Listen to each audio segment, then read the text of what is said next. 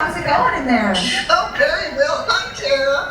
Hi, everyone. Welcome to the Kelp Forest. Yeah, give her a big wave. She can't see us, although maybe not through that cloud of fish there. I've got a lot of friends here, don't I? Oh yeah, looks like they're very excited. I think you must have brought the pizza or something. I think so. Can you tell us what you're feeding all these animals today? Well, the little pink things that you see are krill. They're a little tiny shrimp. And I've got these green blocks. Those are vitamins for our fish, so they stay nice and healthy. And then I have little pieces of squid, little tiny pieces of fish, and even shrimp. And then I have big pieces of those items: shrimp, squid, and fish. Sounds super yummy. And we can see those vitamin cubes that Virginia mentioned. So folks, even our fish eat their vitamins, so make sure you do too.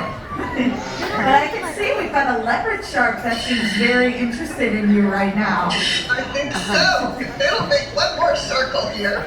There we There we go. go. Look at that, folks. Virginia just hand-fed a shark. Can you tell us about that, Virginia? Well, we have quite a few of them. They're leopard sharks, and there are local sharks that cruise along our shores. They eat things like snails and worms and shrimp and little fish. And because they eat things that are slippery, they've got little tiny needle-like teeth. And we're just not, they're so used to being fed here that there's no need to be afraid of them. And a lot of times what we do is feed them against the window here so you can see their mouth as they slurp up this slippery stuff. Yep, we've got one coming by right on cue here, so we can see their mouths on the underside of their bodies. Look at that, they know their cues. So as Virginia was saying, they have tiny, tiny little needle-like teeth. In fact, they're kind of like Velcro teeth. Sometimes our divers here are more in danger of getting their gloves caught in their teeth than anything. And as they swim along the glass here, you can really see the underside of their bodies and that coloring that they have there. They have those white bellies and those darker backsides. And that's actually a form of camouflage called counter shading. It's a phenomenon that many marine animals have to stay safe. So the way it works is if a predator is looking at them from below, they'll see that white belly, which will blend in with the sunlight above. But if they're looking at them from above, they'll see that black patterned back, which will blend in with the seafloor below. So that's how these animals are able to stay safe out there in the wild. Looks like they are very hungry today, pretty eager. These are actually clams that are a little messy here. And there we go. Yummy. Let's see. Yeah, you got a lot of good looking food in there. Let's see who else is hungry today. I do see some senoritas hanging out right above you. Those are those longer cigar-shaped fish with the orange coloring and the black stripes on their tails. Virginia's pointing them out for us. Those senoritas are pretty interesting fish, especially because of the way they eat. Virginia, can you tell us about those senoritas? Definitely. They're little wrasses, and you can see they've got little tiny mouths. And so usually they're eating little things. They're also part of this community that acts as cleaner fish for some of the others who may have some skin parasites. Because fishes don't have hands, they can't scratch themselves to get things up, and so the senoritas feel a need for these other fish. But there's a catch to this. Senoritas aren't really dedicated in their job, and so they'll clean the fish, and then they've decided they've done enough. They've done enough, and up they go, and they've only done half the job. Yeah, those senoritas are funny. We like to call them cleaner or reluctant cleaner fish because of that. But another really cool fact about them is actually how they sleep at night. So everyone needs to sleep, even all of these fish here. Those senoritas like to do it by burying themselves in the sand. So they'll actually tuck themselves in at night. That's how they can stay safe. Personally, I prefer some cozy blankets, but I guess the sand works just as well for them. So that's how those senoritas survive out there. Let's see who else is hungry today. We've got lots of hungry mouths out there. There's another fish here.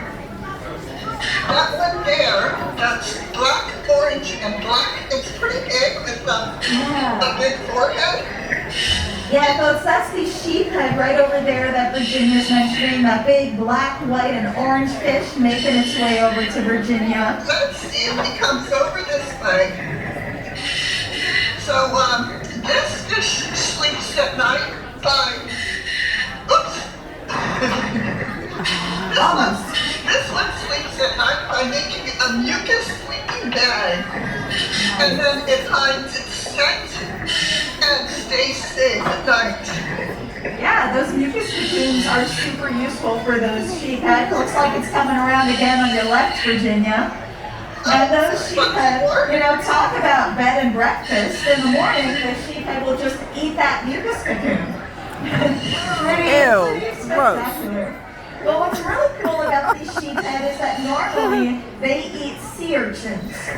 Sea urchins love to eat kelp, however. And so if there's too many sea urchins in a place like this kelp forest, they'll eat so much that these kelp forests can literally disappear. So that's why these California sheephead are super important. That's why they're called a keystone species, in fact. Does anyone know of any other animals here at the aquarium that eat sea urchins? Sea otters! Yes, correct. Those are also keystone species, so they are essential to a healthy kelp forest ecosystem. But there's also another really cool fact about these sheephead. Virginia, would you mind telling us about these sheephead and their genders? Well, yes. So we know by the color of the sheephead that it's a male, it's a boy. But when they're younger, they're a different color, and they're girls. So all sheephead. I can see one right here, Virginia, right over by me on my left. It's this reddish-orange fish with that white chin right over there. And so all sheepheads are born female, and then when habitat, an area needs a male because the male is gone, then a dominant female turns into a male. Kind of interesting.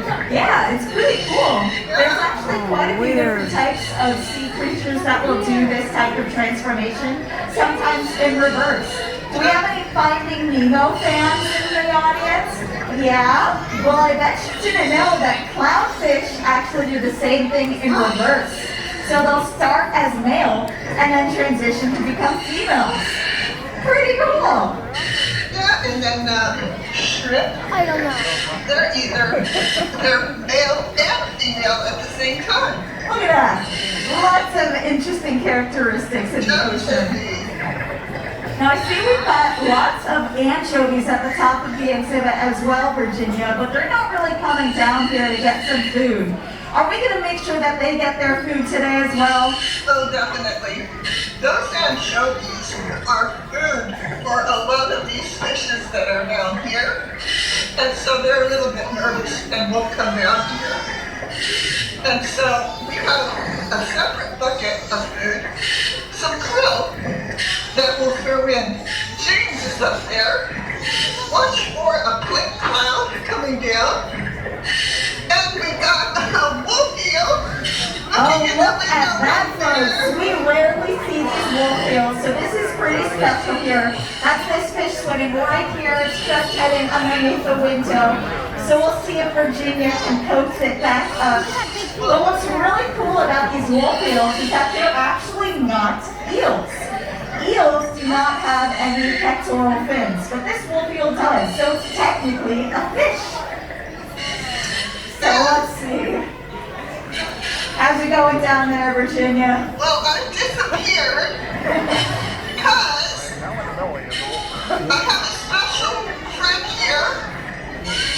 And let's see. Folks, this is super special. This is our swell shark right here. We never see the swell shark. I know we just said that about the wolf eel, but we never see the swell shark. So that was super special right there. And I'm trying to get her to come up here, but she's one that cruises along the bottom of the ocean and looks for food. And so it's rare for her to come up to this window, but hopefully she smells the food and comes up here. Yeah, so if anyone is wondering why it's called a swell shark, that actually has to do with a defense mechanism that shark employs. So it will actually swallow and fill itself with water and swell up in size. And that way it can look bigger and maybe scare off a predator. So that's why it's called a swell shark. She's interesting too. Some sharks, they're kind of,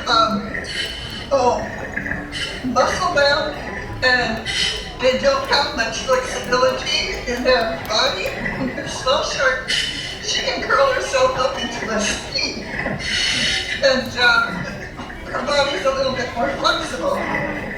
Yeah, those swell sharks are pretty spectacular. Lots of amazing animals in here. Now there is one other animal group in here that I want to highlight, and that is our rockfish. I can actually see one of them right here in front of me. It's these smaller fish.